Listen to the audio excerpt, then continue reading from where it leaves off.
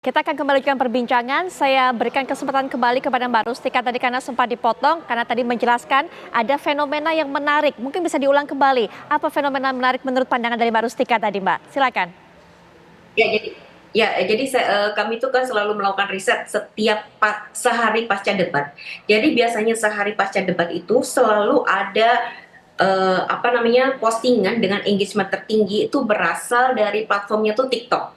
Tapi kemarin sampai jam 12 siang itu platform TikToknya tuh kok sepi banget gitu. Engagement tertinggi itu masih berasal dari platform Twitter sebesar 84%. Dan ini adalah fenomena yang sangat jarang gitu.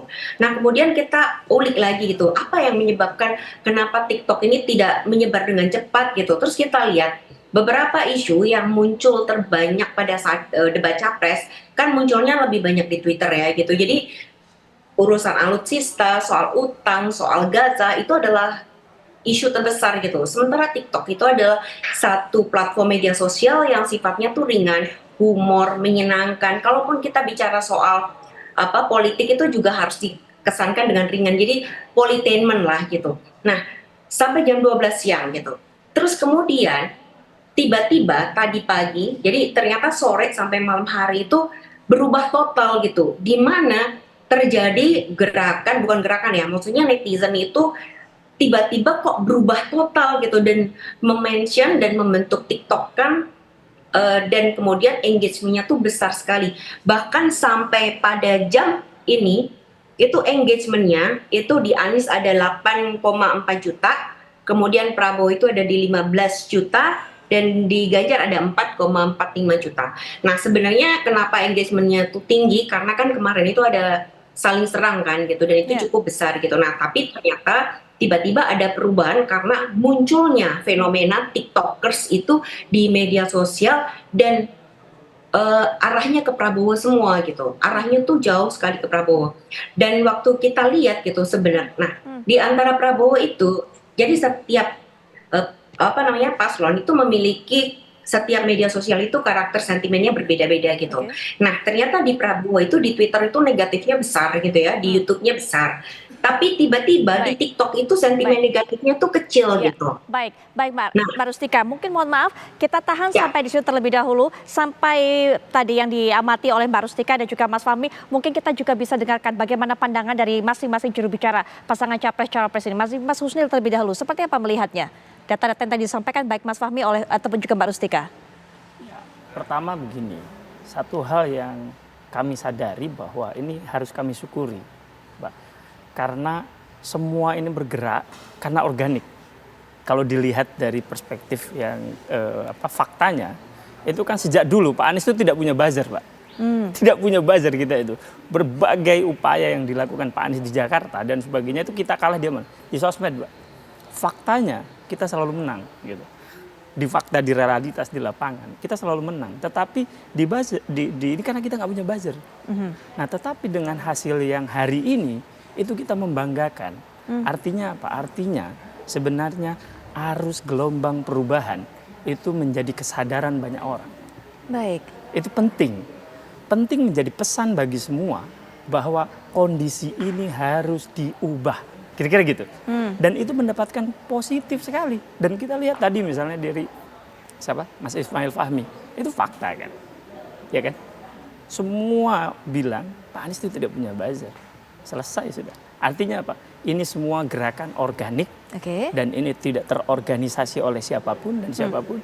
Dan ini adalah suara hati rakyat Baik, itu Mas sendiri. Husnil, bagaimana kemudian dengan apa yang disampaikan oleh Mbak Rustika tadi mengenai fenomena memang Pak Anies ini kemudian awalnya mendapatkan sentimen positif, tapi kemudian pada berganti hari, berganti waktu begitu dalam hitungan jam saja, kemudian banyak yang kemudian mengarahkan sentimennya, dukungannya justru kepada Pak Prabowo. Bagaimana melihatnya? Pertama begini, yang harus kita bayangkan itu impresi pertama, Pak. Ya kan cinta pertama juga dari impresi pertama, bukan? Nah, kalau kemudian butuh berjam-jam, itu berarti ada sesuatu yang disiapkan.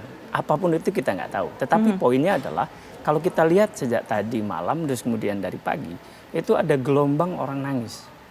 Menangisi sesuatu yang Pak Prabowo dan sebagainya.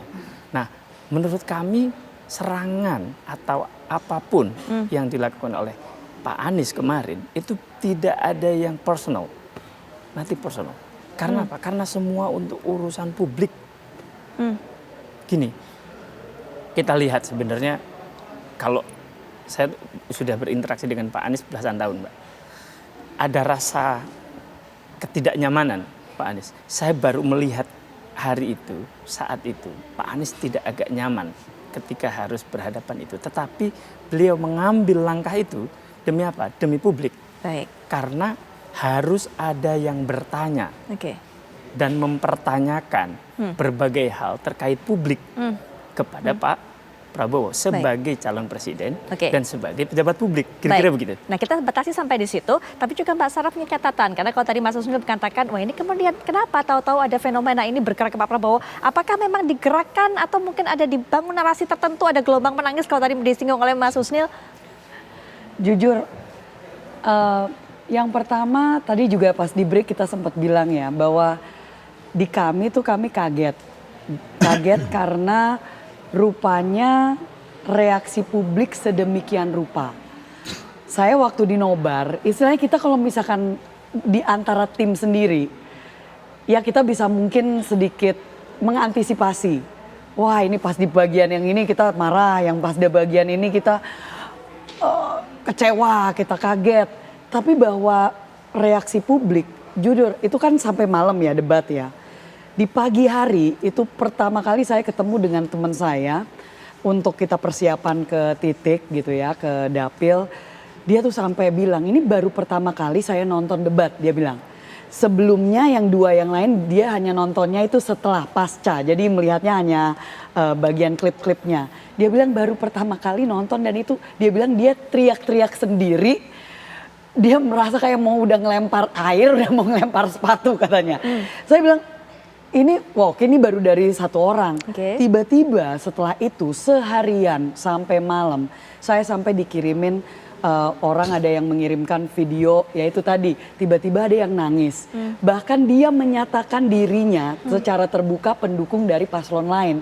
Tapi nangis karena kok bisa sejahat itu terhadap Pak Prabowo. Itu kita mendapatkan itu secara organik yang saya tidak melihat itu tidak bisa kita nggak mungkin ya sebanyak itu menggerakkan istilahnya dari orang Baik. kita sendiri nggak mungkin gitu loh. Kalau dari reaksi kita ya marah mungkin, Oke. tapi bahwa sedih sampai sebegitunya tuh itu baru sekarang gitu. Jadi Baik.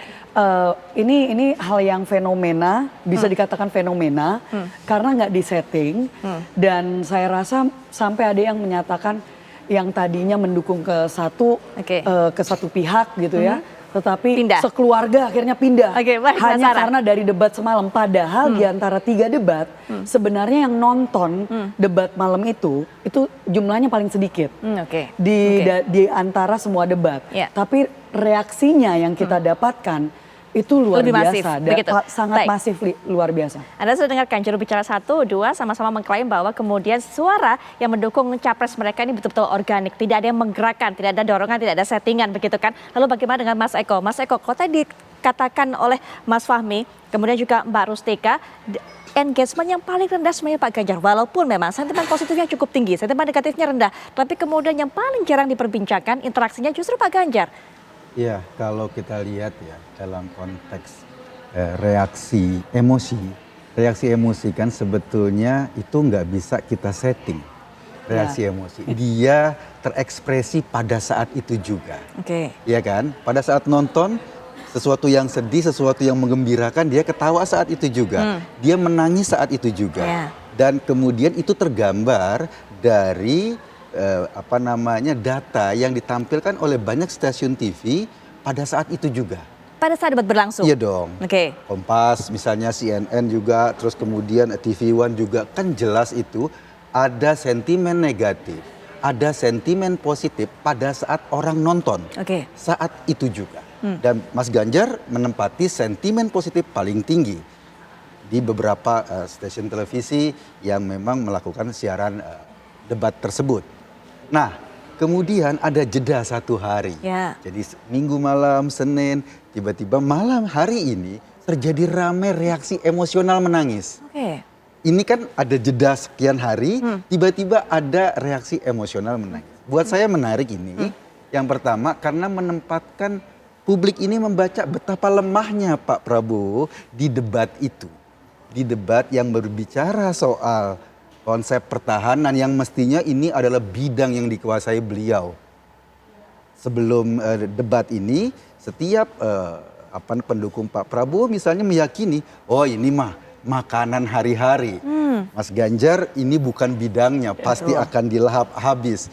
Mas Anies bukan bidangnya. Tetapi ternyata kenyataannya ada orang melihat kok sebaliknya.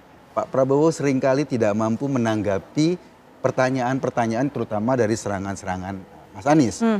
Karena pada sesi-sesi awal kan kita lihat banget kan terjadi komunikasi yang intens atau katakanlah saling serang yang intens antara Mas Ganjar, Mas Anies dan Pak Prabowo. Ini luar biasa sekali. Bahkan berkali-kali Pak Prabowo seperti mencari-cari pegangan gitu biar nggak diserang terus. Saya setuju dengan Pak Ganjar, saya setuju dengan Pak Ganjar. Itu kan seolah-olah mencari pegangan. Aduh jangan gue dong diserang terus, ini cari koalisi lah dalam tanda kutip. Nah ketika ini terjadi dan kemudian publik, loh kok orang yang dianggap posisinya sekarang Menhan, dia capres, pengalaman militernya banyak sekali, dengan tema pertahanan, keamanan dan lain, kok sama sekali kayak dalam tanda kutip nggak berdaya. Lalu kemudian ada gelombang tangisan itu. Nah ternyata gelombang ini terbantahkan lagi dengan statement Pak Prabowo yang terakhir.